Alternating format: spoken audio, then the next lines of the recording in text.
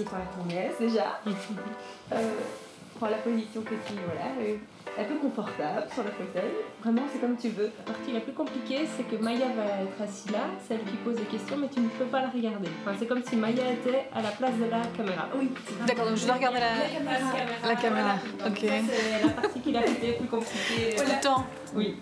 Alors Laurine, explique-nous un petit peu ton rôle chez Hub Brussels. Alors je suis coach en communication. Enfin, mon titre officiel, c'est Retail Communication Consultant.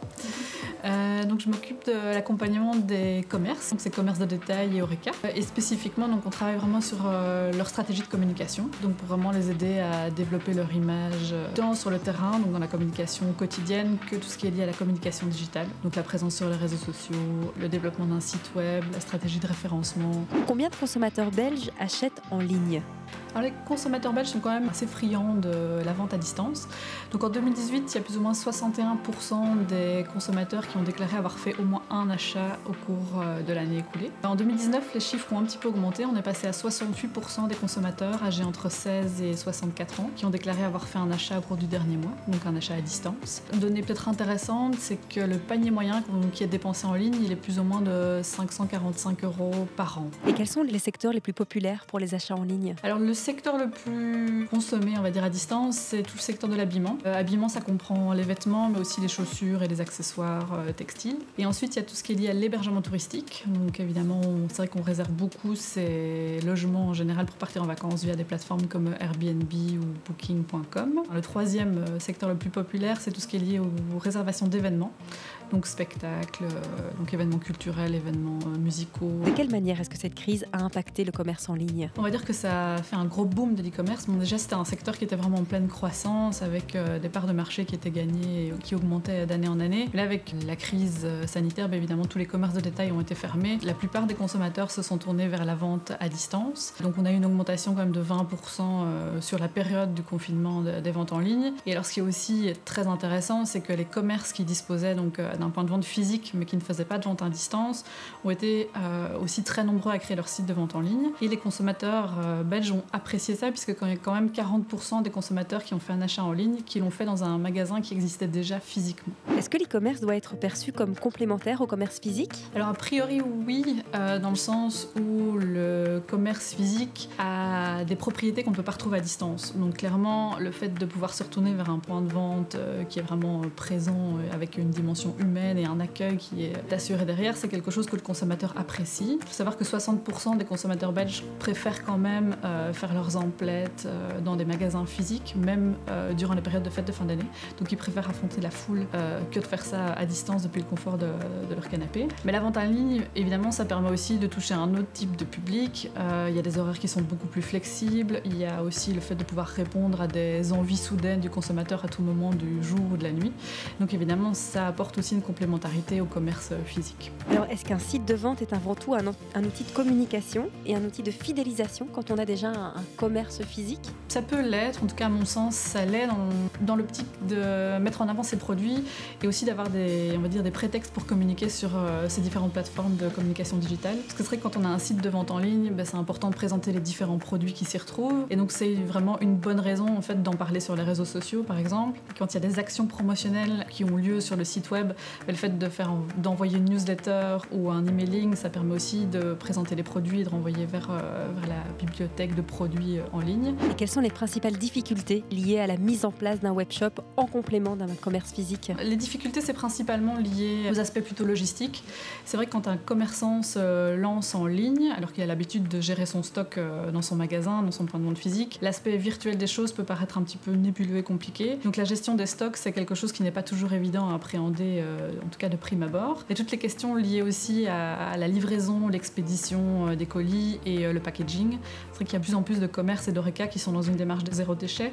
Et donc le fait de devoir emballer les produits et les envoyer, ça a évidemment un impact d'un point de vue environnemental. Donc il y a des questions qui se posent aussi à ce niveau-là. Et puis comment fixer ces frais de livraison ? Est-ce qu'ils doivent être gratuits ? Quel prestataire aussi logistique pour l'envoi des produits privilégiés ? Et puis au-delà de ça, il y a évidemment les aspects plus, on va dire, techniques du site. C'est vrai que la gestion d'un site de vente en ligne, c'est de l'encodage de produits et ça peut vite être chronophage. Mais est-ce que justement, un commerçant qui souhaite lancer son e-shop peut se faire accompagner ou est-ce qu'il y a des primes? Il existe des primes de la région de Bruxelles-Capitale, donc notamment pour la création d'un site web ou d'un site e-commerce. Donc ça ne doit pas forcément passer par une partie vente en ligne, on peut tout de même bénéficier d'une prime. La moitié du montant de la création du site est prise en charge, en tout cas remboursée par la région de Bruxelles-Capitale. Il existe aussi des structures qui aident les entreprises, en tout cas les commerces, à créer leur site et améliorer leur visibilité digitale. Je pense notamment à l'agence digitale solidaire qui fait du coaching à distance pour les commerces qui veulent vraiment se lancer dans l'e-commerce et améliorer leur communication digitale globale. Et quels sont les principaux conseils à donner quand on se lance dans l'e-commerce? Il y a 4 conseils principaux dont il faut tenir compte. La première chose, c'est de vraiment bien penser à la présentation de ses produits. C'est vrai que quand on est un magasin et qu'on a l'habitude d'avoir des contacts avec les clients, on peut facilement expliquer les avantages d'un produit. Mais le faire via un site web, c'est une autre démarche. Et donc vraiment bien travailler la présentation à la fois textuelle de ces produits avec le descriptif et les informations qui sont essentielles, les différentes catégories de produits, notamment de taille, de couleur, etc. Et alors aussi, j'insiste sur la qualité des photos, puisque c'est vrai qu'évidemment, pour pouvoir mettre en valeur ces produits, il faut que les photos soient idéalement assez jolies, ou en tout cas bien travaillées. Ensuite, je dirais que c'est important aussi de travailler son référencement naturel et local, donc être vraiment visible sur les moteurs de recherche. Alors le troisième conseil, je pense que c'est être actif sur les réseaux sociaux. C'est vrai que les réseaux sociaux, en fait, c'est là où les internautes passent le plus de temps quand ils sont connectés à Internet. Et donc le fait d'être présent en tant qu'entreprise, en tant que commerce sur les réseaux sociaux, ça permet vraiment d'être en contact direct avec sa cible et de créer une communauté. Et ce qui est aussi vraiment très important par rapport à cette présence, c'est de communiquer de manière régulière. Et donc de vraiment avoir un plan de communication, un plan de publication qui permet de diffuser du contenu de façon régulière et harmonieuse dans le temps pour vraiment justement générer des liens et créer des rendez-vous avec la communauté. Et alors je dirais que le dernier élément, même si on a d'autres, c'est aussi de diversifier en fait ses actions de communication digitale. Donc c'est penser, en fonction de ses moyens évidemment, à mettre en place des newsletters ou des emailing. C'est éventuellement faire des actions promotionnelles payantes sur les réseaux sociaux, faire des concours aussi.